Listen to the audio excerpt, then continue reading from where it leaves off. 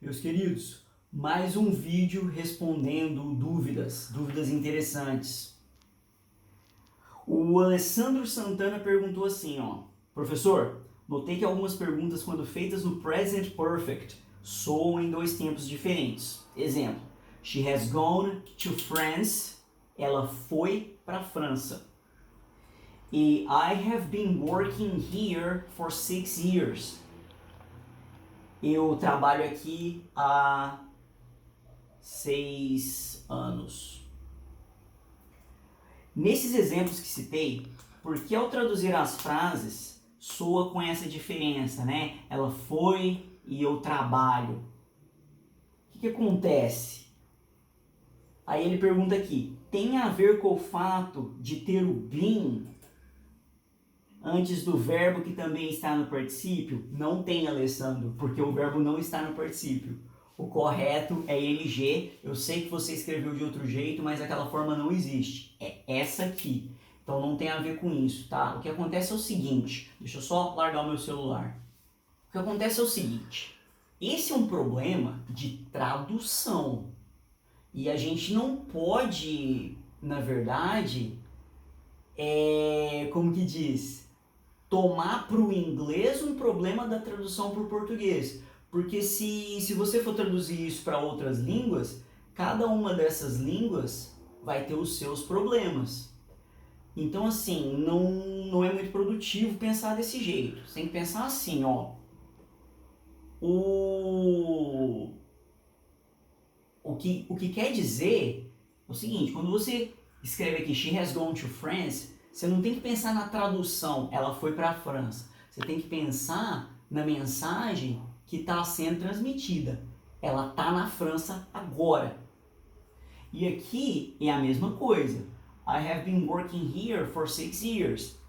Você tem que pensar, ou, é claro, né, existe a outra versão também. I have worked here for 6 years. A mensagem é a mesma. Eu trabalho aqui há 6 anos e continuo trabalhando. Então, assim, não pensa muito na tradução, mas eu vou te dar um jeito de pensar. É o seguinte, vou entrar aqui na frente do escrito, porque eu acho que já deu para todo mundo ler. O que acontece é o seguinte, no inglês a gente tem o passado, o presente, e aqui no meio a gente tem o present perfect. No português, a gente só tem o passado e o presente. A gente não tem esse intermediário aqui. Então, o que acontece? Pensa o seguinte, vamos pensar de maneira diferente. Vamos pensar que existem outras duas línguas. Não, vamos pensar no português mesmo. Pensa assim, ó. Existem 3 cores. O preto, o branco e aqui no meio a gente tem o cinza, que é o intermediário entre os dois. Agora imagina que numa outra língua não exista o cinza, só exista o preto e o branco. Então, quando você for traduzir, muita coisa que é cinza vai ter que ser traduzida como preto e algumas outras coisas vai ter que ser traduzido como branco. E é exatamente isso que está acontecendo agora. Tipo, o inglês tem um recurso a mais que o português não tem.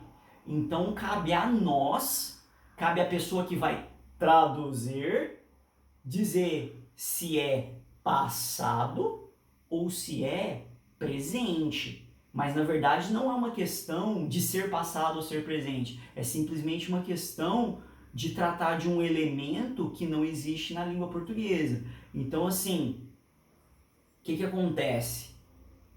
Você precisa, na sua mente, ser capaz de interpretar isso para você mesmo, sem pensar na tradução. Mas eu vou te dar uma outra ideia aqui, que é o seguinte.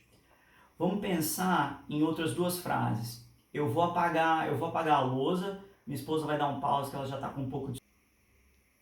Voltei. Então vamos dar uma olhada nas frases que estão aqui na lousa. Eu sou casado.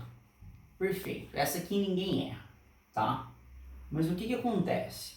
Às vezes você quer falar assim, eu sou casado há 6 anos.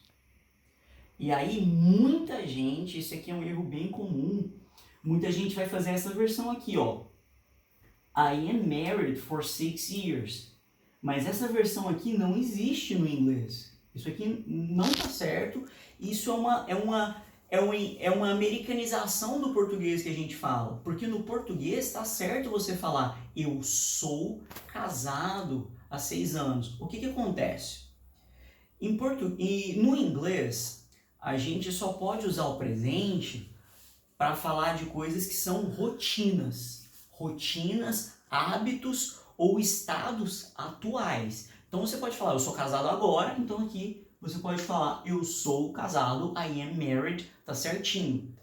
Mas você não pode conectar o presente ao passado, usando o presente, que é exatamente isso que a gente pode fazer em português. Em português a gente pode fazer isso. Você pode falar, eu sou casado agora, há 6 anos. Você está conectando o seu estado atual a algo que começou 6 anos atrás. Isso é perfeito em português, mas em inglês o presente não suporta essa função. Então isso aqui está completamente errado. I am married for 6 years. Isso não existe.